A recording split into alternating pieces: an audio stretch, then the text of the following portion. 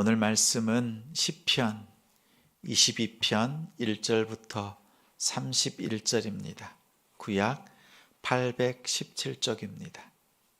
시편 22편 1절부터 31절입니다.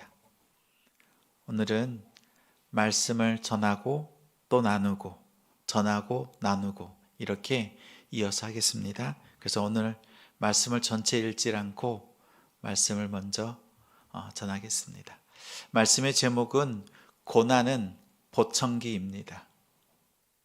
고난은 보청기입니다 라는 제목으로 말씀 전하겠습니다. 말씀 듣기 전에 곁에 있는 우리 성도님들과 인사 나누겠습니다. 한 주간 승리하셨습니다. 잘하셨습니다. 축복합니다. 네. 한 주간 고난을 통해서 하나님의 사랑이 얼마나 큰지 되돌아볼 수 있는 시간이었습니다. 오늘 성금요일 이렇게 말하죠. 주님은 죽어서 무덤에 누웠지만 부활이 있습니다. 그 부활을 바라보면서 기쁨으로 기다리는 우리가 되길 소망합니다. 고난은 보청기다. 이 제목을 들을 때 어떤 생각이 드셨어요? 요즘 목사님이 힘드신가 보다. 잘 안 들리나 보다. 맞아요. 잘 안 들려요. 하나님의 음성이. 나이가 들면 들수록 듣는 것이 어려워지지요. 또 신앙의 연조가 깊어질수록 하나님의 음성을 잘 들어야 되는데 들렸다 안 들렸다 합니다. 그럴 때 무척 힘이 듭니다. 그런데 하나님의 음성을 잘 듣는 한 사람이 있습니다. 구약의 한 인물을 꼽으라고 하면 다윗이죠. 다윗. 그는 늘 하나님의 음성 듣기를 즐겨했고 들은 그 음성을 시로 남겼습니다. 그리고 그 시를 가지고 노래하고 연주하고 찬양을 했습니다. 그의 대표적인 시가 있다면 시편 23편입니다. 우리 성도들도 많이 좋아하시죠? 암송까지 하시죠? 그 시작 어떻게 합니까? 여호와는 나의 목자시니 내게 부족함이 없으리로다. 그가 나를 푸른 풀밭에 누이시며 쉴 만한 물가로 인도하시는도다.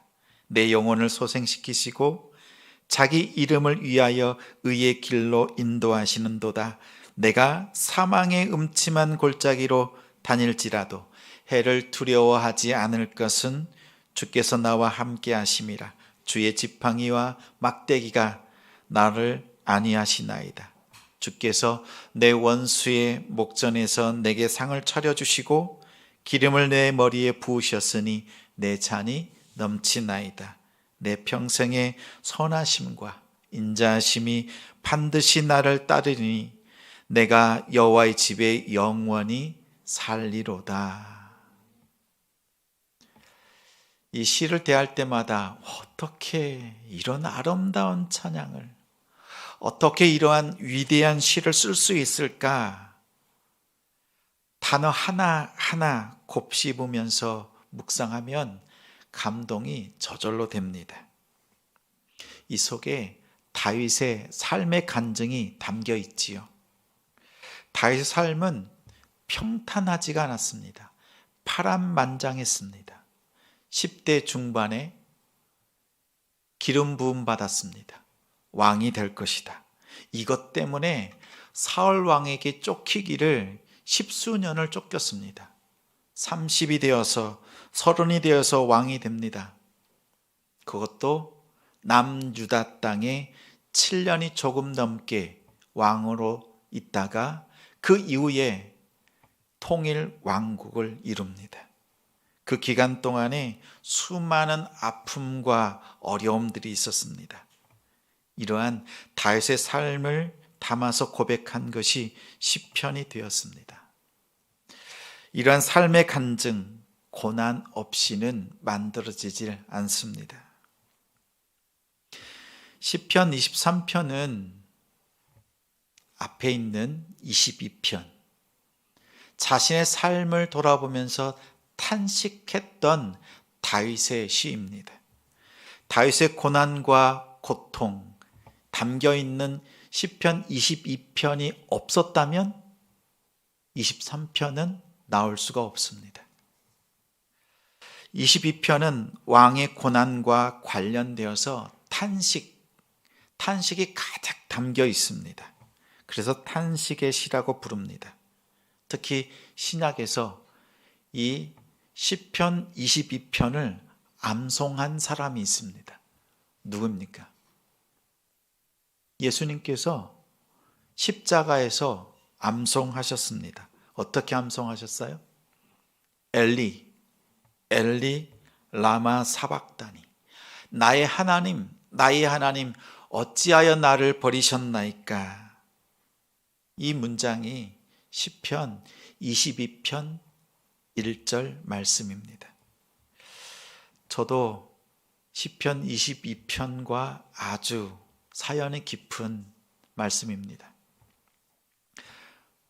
군 입대를 했습니다. 이병대대, 바로 훈련소로 가지 않고 이병대대에서 다시 한번 신체 검사를 하고 이제 집으로 다시 돌아갈 사람들은 돌아가고 훈련에 임할 사람들을 최종적으로 거룹니다. 그때 기관병 병사가 와서 말합니다. 오늘 수요일인데 교회 갈 사람? 아무도 손을 들지 않고 눈치를 봅니다. 가장 먼저 손을 든 한 청년이 있었는데 그가 바로 접니다. 손을 번쩍 들었습니다. 그랬더니 눈치를 보던 친구들 중에서 여기저기서 손을 들고 십수명이 수요 예배에 갔습니다. 그런데 묵상 반주가 나오고요. 말씀을 군목께서 말씀을 읽어 나갑니다. 그런데 시편 22편 말씀을요. 5분이 넘는 시간 동안 1절부터 31절까지 또박또박 읽어내시는데 한 문장 한 문장 들을 때마다요. 제 마음이 무너져 내리는 거예요. 훈련소 올 때 부모님도 오지 않았습니다. 형제들 없이 혼자 왔습니다. 그런데 일터에서 일하던 한 형이 휴가를 내고 온 거예요. 와서 저를 데리고 이발소에 가서 머리를 빡빡 깎고 들여보냅니다. 아무도 없고 힘든 그때에 얼마나 위로가 되었는지. 그리고 그곳에서 훈련을 받기 위해서 들어왔는데 그 마음이 적지 않게 힘이 들잖아요. 그곳에서 하나님을 온전히 바라볼 수 있는 시간이 되었습니다. 또한 저는 군대를 많이 좋아합니다. 왜냐하면 군대에서 인격적으로 하나님을 만나고 그곳에서 서원할 수 있는, 하나님께 내 평생의 삶을 드리겠다고 결단했던 곳이 군대였습니다. 그래서 군대 하면 너무 좋은 기억만 있습니다. 여러분도 그러시죠? 그 꽉 깨무는 입술은 어떤 뜻입니까? 저는 너무 좋았거든요. 가만히 생각해 보면 우리 마음이 낮아지고 겸손해지고 이럴 때는 보통 고난이 올 때입니다. 저는 이 고난을 보면서 이런 생각이 들었습니다. 보청기구나, 보청기. 그토록 들리지 않았던 하나님의 음성이 들립니다. 하나님께서 저의 옆에서 큰 소리로 말씀하는 게 아니에요. 하나님이 여전히 나지막한 소리로 우리의 마음속에 말씀하시고 들려주고 계세요. 평소에는 그 음성이 들리지 않아요. 고난이 왔을 때 어때요? 내 마음과 내 뜻과 힘을 다해서 하나님의 음성에 귀를 기울입니다. 고난을 통해서 하나님의 음성이 들립니다. 그러니까 고난은 보청기 맞지요. 어떤 분은 말합니다. 고난은 확성기라고. 제가 겪기에는 그렇지 않아요. 확성기가 아니라 하나님은 우리를 하여금 늘 말씀하고 계세요. 그런데 그걸 들을 수 있도록 고난을 통해서 듣게 하시는 그 은혜를 다시 한번 깨달았습니다. 고난 가운데, 고통 가운데 있습니까? 하나님께 마음을 쏟으십시오. 그러면 하나님의 음성이 들립니다. 나를 향한 하나님의 뜻이 무엇인지 분명하게 깨달을 수 있습니다. 22편의 배경은 이렇습니다. 극심한 고통이나 죽을 위기에서 하나님 앞에 간절히 부르짖었습니다. 그러자 하나님께서 응답하시고 하나님께서 들으시자 그 구원의 확신을 가지고 완전히 변화된 삶, 그리고 하나님 앞에 찬양으로 나아간 것이 시편 22편 말씀입니다. 이 말씀을 단락별로 읽고 말씀을 함께 나누겠습니다. 1절부터 5절까지 우리 화면을 보고 함께 읽겠습니다. 내 하나님이여, 내 하나님이여, 어찌 나를 버리셨나이까? 어찌 나를 멀리하여 돕지 아니하시오며 내 신음소리를 듣지 아니하시나이까? 내 하나님이여, 내가 낮에도 부르짖고 밤에도 잠잠하지 아니하오나 응답하지 아니하시나이다. 이스라엘의 찬송 중에 계시는 주여, 주는 거룩하시니이다. 우리 조상들이 주께 의뢰하고 의뢰하였으므로 그들을 건지셨나이다. 그들이 주께 부르짖어 구원을 얻고 주께 의뢰하여 수치를 당하지 아니하였나이다. 아멘. 예수님께서 십자가에서 부르짖으셨던 그 말씀, 엘리 엘리 라마 사박다니, 이 말씀은요 아람어로 고백한 것입니다. 나의 하나님, 나의 하나님, 어찌하여 나를 버리셨나이까? 예수님은 십자가에서 이 한 구절만 암송하신 것이 아닙니다. 이 1절을 암송했다는 것은 숨을 거둘 때까지 시편 22편을 1절부터 31절까지 십자가 상에서 다 암송해 내신 겁니다. 우리가 이어서 말씀을 읽어 나갈 때 왜 예수님께서 이 22편을 암송하시고 십자가에서 하나님 앞에 이 말씀을 올려드렸는가, 말씀을 읽다 보면 깨닫게 됩니다. 이 땅에 있어서 가장 큰 고통이 무엇이라고 생각되세요? 사랑했던 사람들의 배신? 또 정말 믿었던 사람들, 그들로 인해서 오는 고통일까요? 육체적인 질고 때문에, 병 때문에 오는 고통도 있지요. 원수들로 인해서 늘 공격하는 그들 때문에 당하는 우리의 마음, 그것 때문에 힘들기도 합니다. 그런데 가장 힘든 고통은 하나님의 부재입니다. 아무리 기도해도 하나님이 계시지 않습니다. 아무리 부르짖어도 하나님의 응답이 없습니다. 예수님은 십자가에서, 또 다윗은 그 고통 속에서 하나님께 부르짖습니다. 하나님의 음성이 없고 하나님이 보이지 않는 그 상황을 가장 힘들어합니다. 주님을 의지할 수 있는 것, 또 변함없이 구원을 베푸시는 하나님께서 말씀하지 않을 때, 그때 가장 큰 어려움 속에 처하기도 합니다. 오늘 말씀을 보면 이렇게 고백하지요. 낮에도 부르짖고 밤에도 부르짖었지만 하나님의 응답이 없었습니다. 그러면서 과거의 한 사건을 소환합니다. 이스라엘 백성들이 애굽의 포로로 잡혀서 430년 동안 포로 생활할 때 그들이 하나님 앞에 간절히 부르짖었을 때 하나님 모세를 보내셔서 출애굽 시키시고 그 고통에서 건지시고 우리의 예배를 받으신 것처럼 하나님 나에게도 응답해 주옵소서. 이렇게 3절, 4절, 5절에 하나님 앞에 간절히 부르짖었습니다. 그러면서 이어서 이렇게 고백합니다. 6절부터 11절 함께 읽겠습니다. 나는 벌레요 사람이 아니라 사람의 비방거리요 백성의 조롱거리니이다. 나를 보는 자는 다 나를 비웃으며 입술을 삐죽거리고 머리를 흔들며 말하되 그가 여호와께 의탁하니 구원하실 걸, 그를 기뻐하시니 건지실 걸 하나이다. 오직 주께서 나를 모태에서 나오게 하시고 내 어머니의 젖을 먹을 때에 의지하게 하셨나이다.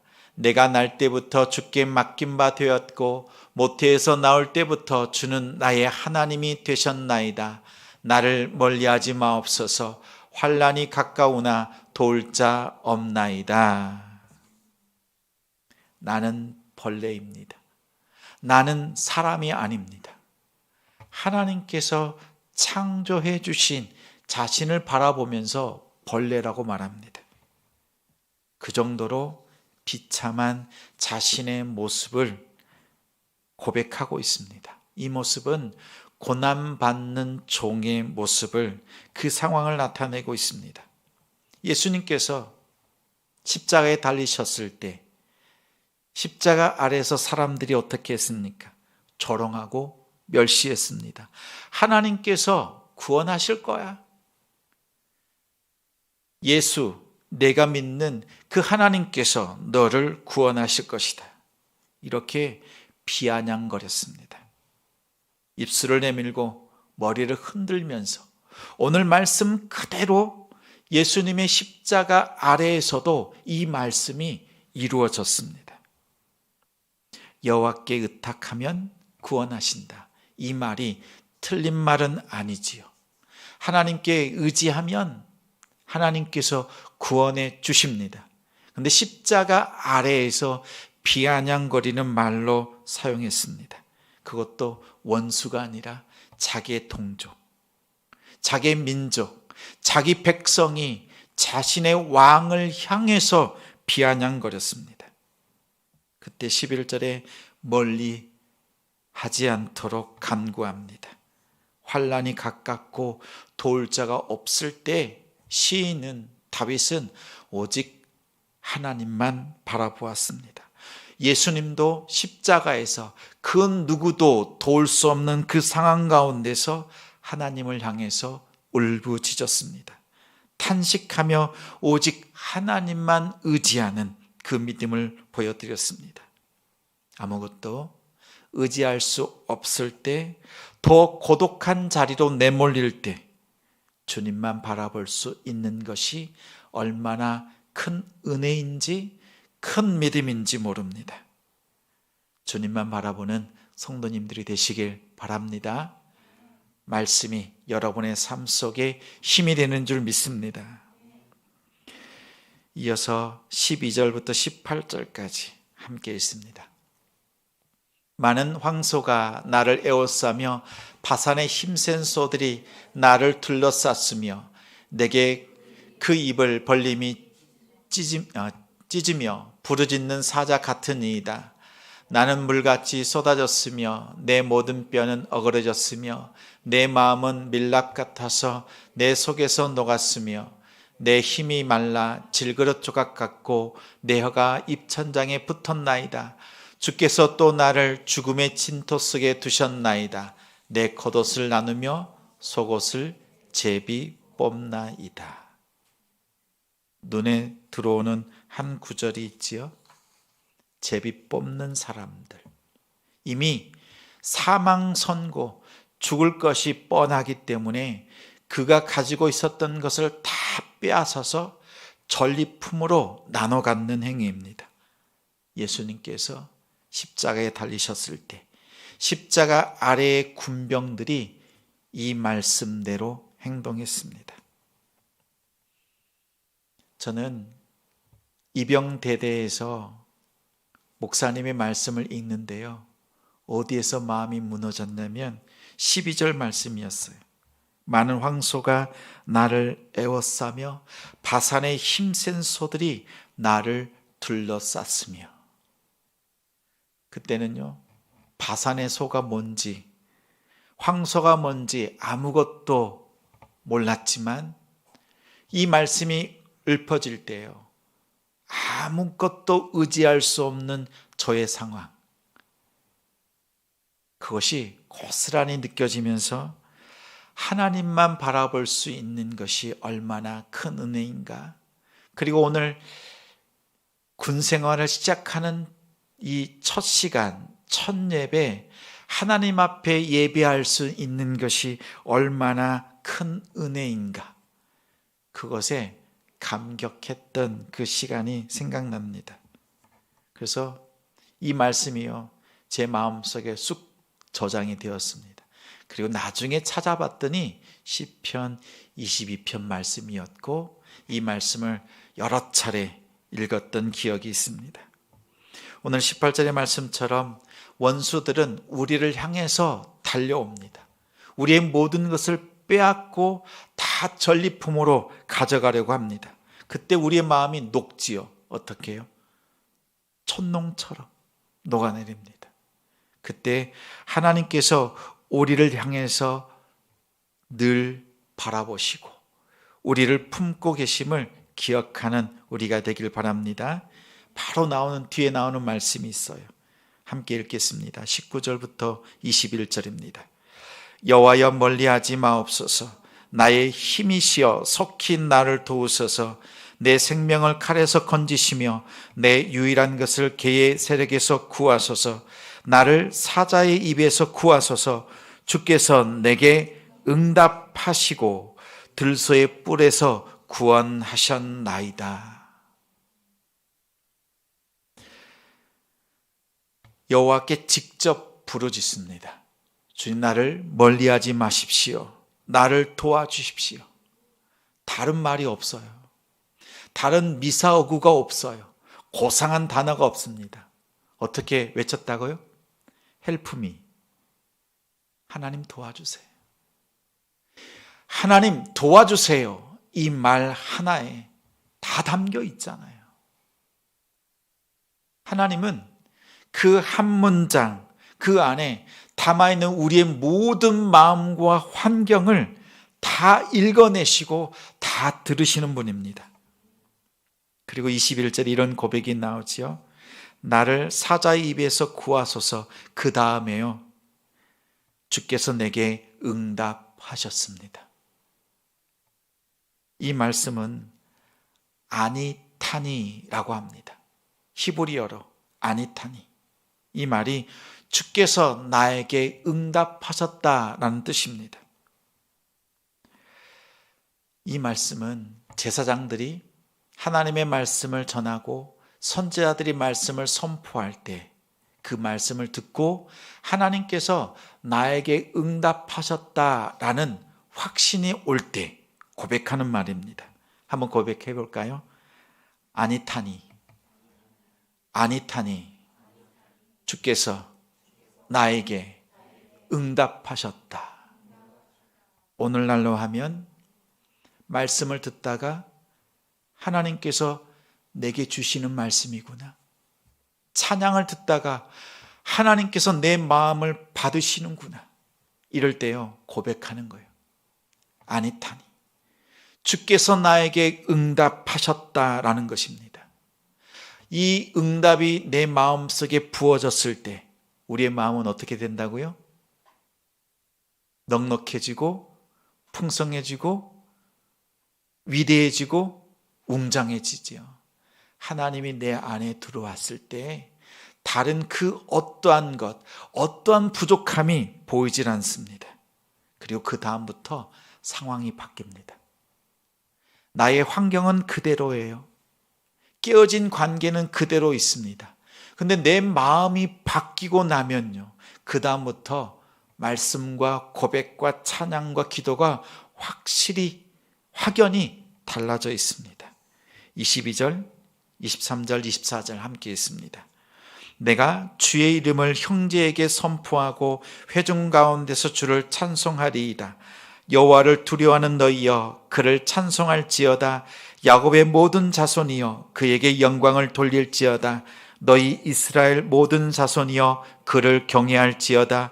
그는 공고한 자의 곤고를 멸시하거나 싫어하지 아니하시며 그의 얼굴을 그에게서 숨기지 아니하시고 그가 울부짖을 때에 들으셨도다. 아멘. 조금 전 20절까지는요, 고통과 아픔 하나님 멀리 하지 마시고 응답해 주시고 도와주세요. 이렇게 하나님 앞에 자신의 마음을 온전히 다 쏟아놓더니요, 아니타니 주께서 나에게 응답하셨다, 이 확신이 들자 고백이 달라집니다. 가장 먼저 하는 게 뭐예요? 형제들을 찾아가서 선포합니다. 하나님을 함께 예배하기를 초대합니다. 두려움 없이 하나님을 함께 찬양하라고 말합니다. 나에게 응답하신 하나님을 함께 찬양합시다. 그리고 24절에 곤고한 그 마음, 하나님께서 멸시하지 않으시고 싫어하지 아니시고 숨기지 아니하시고 부르짖을 때에 들으셨도다.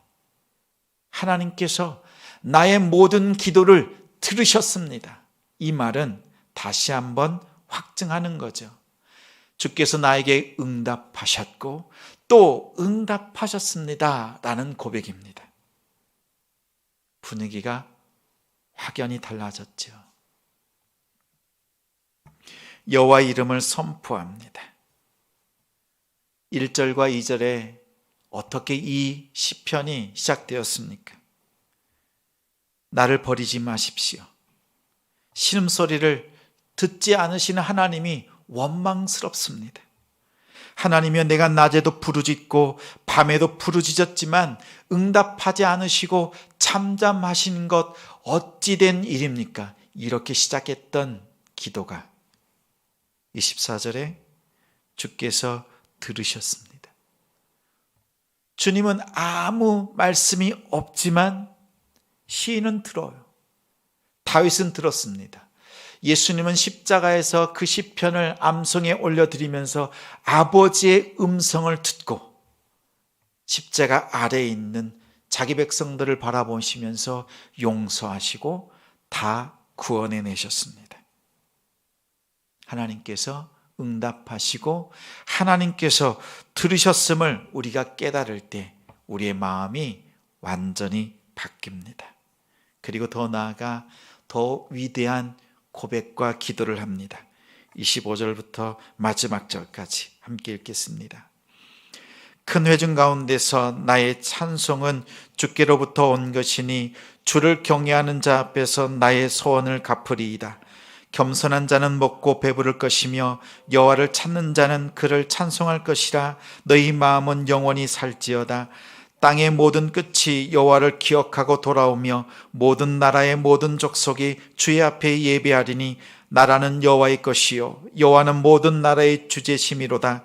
세상의 모든 풍성한 자가 먹고 경배할 것이요 진토 속으로 내려가는 자 곧 자기 영혼을 살리지 못할 자도 다 그 앞에 절하리로다. 후손이 그를 섬길 것이요 대대의 주를 전할 것이며 와서 그의 공의를 나타낼 백성에게 전하며 주께서 이를 행하셨다 할 것이로다. 하나님께 예배하자, 찬양하자. 하나님께서 우리의 모든 것을 다 들으셨다. 믿음의 공동체를 향해서 함께 예배를 선포하고 나왔던 다윗은 개인적인 고백으로 또 나아갑니다. 각 절마다 이런 고백을 합니다. 나의 소원을 갚겠습니다. 26절에는 찬송하자, 27절에는 주님 앞에 예배하자, 28절에는 모든 것이 하나님의 것입니다. 29절에는 하나님 앞에 절하자, 30절에는 그를 섬기자, 주를 전하자, 31절에는 위대한 고백을 합니다. 주께서 이 모든 것을 행하셨다. 나의 고난, 이 고통, 이 아픔 속에서 하나님께서 응답하시고 들으시고 하나님께서 모든 것을 이루어 주셨다. 이 마지막 고백이 있습니다. 그 다음 고백이 무엇입니까? 그 다음 고백. 여호와는 나의 목자시니 내게 부족함이 없으리로다. 이 고백이 나오는 거예요. 22편의 이 하나님을 향한 탄식, 자신의 마음을 다 쏟아놓고 난 뒤에 응답을 통해서 하나님께서 나의 삶을 들으시고 계심을 깨닫고 난 뒤에 입술의 고백이 바뀝니다. 예배로, 또 하나님 앞에 믿음으로 결단하면서 하나님께서 모든 것을 하셨다. 이 고백을 하고 난 뒤에 23편의 고백이 이어진 것입니다. 다윗은 고난을 통해서 하나님의 음성을 들었고 22편을 통해서 23편의 위대한 시를 남겼습니다. 고난은 보청기 맞습니다. 고난을 통해서 하나님의 음성을 들었습니다. 고난을 통해서 하나님께 마음을 쏟는 법을 배웠습니다. 고난을 통해서 지혜를 배웠습니다. 고난을 통해서 하나님을 가까이 하는 법을 배웠습니다. 고난을 통해서 하나님을 의지하는 법을 배웠습니다. 이제는 고난이 없어도 하나님의 음성을 듣고 하나님을 의지하고 하나님께 나아가는 그러한 성숙한 성도들이 되기를 소망합니다.